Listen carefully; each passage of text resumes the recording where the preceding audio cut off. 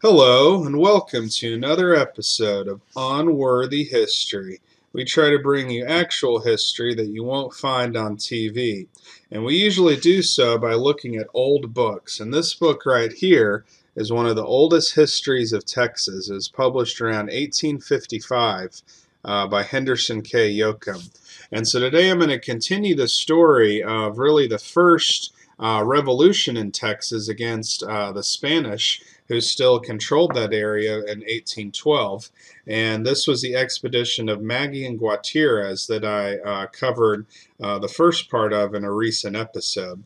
So here today we're going to pick up there. And Magee has basically rounded up this group of ruffians from the no man's land between Texas and Louisiana that wasn't controlled by either Spain or America. And so he had formed them into a militia, and then he had also joined forces with Gutierrez, and they commanded a large Mexican force. So this was both Americans and Mexicans basically fighting against the Spanish.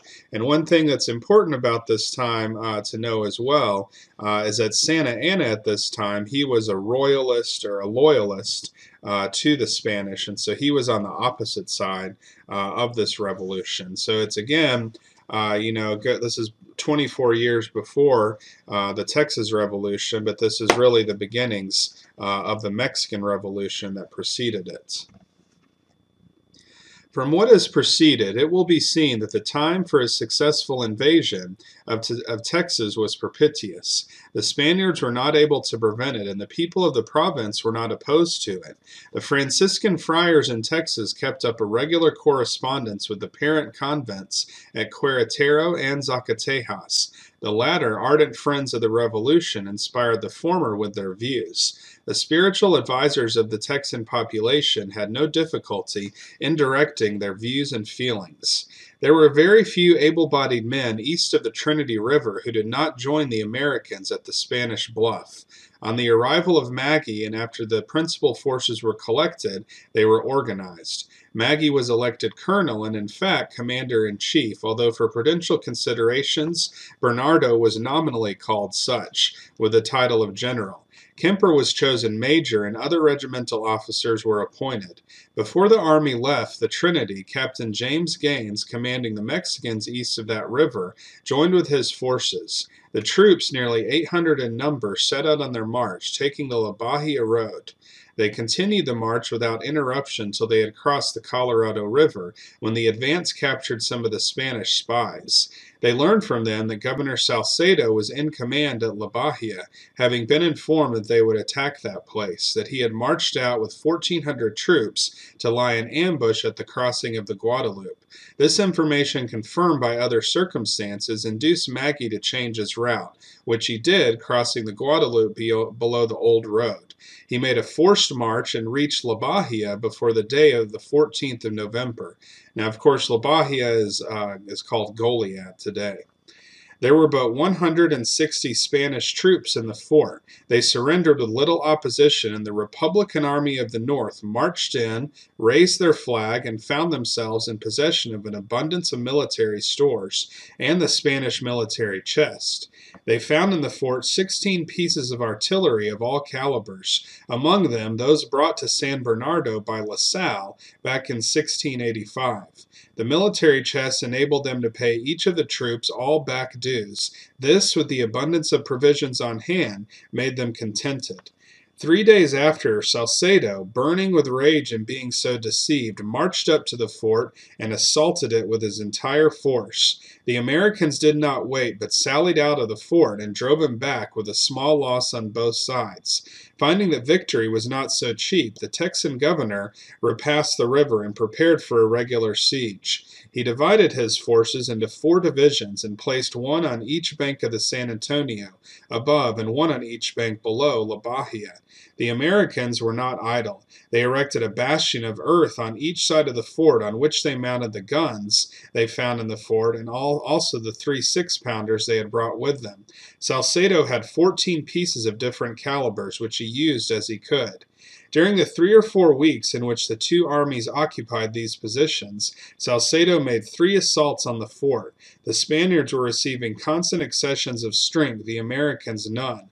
Previous to the last assault, for some unknown cause, a cessation of hostilities for 3 days had been agreed upon. During this time, the officers of the two armies extended to each other the civilities due among gentlemen. Colonel Magee, by invitation, dined with Salcedo in the quarters of the latter. Between them an agreement was made, which, from the facts above detailed, cannot be understood. Magee had agreed with Salcedo that the fort should be delivered up, the Americans to return home without their arms, but to be supplied on the march with provisions by Salcedo. Magee returned to the fort, paraded the troops, announced to them what he had done, and took the vote of approval by asking those in favor of it to shoulder arms. The treaty was unanimously voted down. Now, this book, which was written back in 1855, it doesn't mention it, but I've read elsewhere that one of the reasons that this treaty was voted down was that it didn't afford the Mexicans who had fought with the Americans, they weren't basically going to be set free. So they still, may have been punished or killed or whatever by the Spanish forces. The Republicans were indignant and manifested it by striking the butts of their pieces against the ground. Magee, confounded by this act of disobedience, retired to his tent, leaving the troops on parade. The confusion was great. Major Kemper, the next in command, went for Bernardo. He kept close in his quarters, signed all the necessary papers, and ate hearty dinners, but like Mohammed's coat, was brought before the army only on trying occasions. He took sides with the troops and advised that the agreement should not be regarded. In the meantime, a flag from Salcedo brought a note to Magee. It was delivered to Bernardo, and he read it to the army. It reminded Magee of his honor, that the hour had passed when the fort should have been surrendered, and it was not done. The flag was sent back without an answer. Shortly afterwards, Salcedo made a furious assault on the place, took the town, and advanced to the walls of the fort. The Americans, thrown into disorder by recent events and without a commander, seemed not to act with their usual vigor, but rallying under Kemper, the next in command, they sallied out and attacked the Spaniards, drove them from the walls and then out of the town, continuing the fight till darkness and putting an end to the contest. The Spanish loss in this affair was about 200. The Americans lost but few. Magee had not left his quarters during the battle. That night, shortly after 12 o'clock, he died, and it is said he died by his own hand. The next morning, the Spaniards sent in a flag asking for a cessation of arms for 1 day, that the dead might be cared for, which was granted. The Spaniards continued the siege without making any further attack until about the 12th of March, 1813, when they abandoned their position and retreated to San Antonio. They, however, stationed spies down the river to watch the movements of the Americans. So I'm going to go ahead and stop there for this episode, so you can see that things really went south for Augustus Magee. So he had dined with Salcedo, who was the Spanish governor of Texas, and he had made this deal, but the deal didn't account for the freedom of the Mexicans who had been fighting alongside the Americans during this filibuster campaign. And so at that night, after being voted down unanimously by the troops under his command, he actually took his own life. And so this is what, according to this book, what happened. I've read elsewhere there's speculation that he was possibly poisoned. And then I've also read elsewhere that he was just sick and he died. But it certainly seems suspect that there may have been foul play, given that he died the very night after, this incident happened with his troops defying him and saying that they wouldn't surrender to the Spanish. So if you want to see more episodes like this, then be sure to like and subscribe, and we'll see you next time on Unworthy History.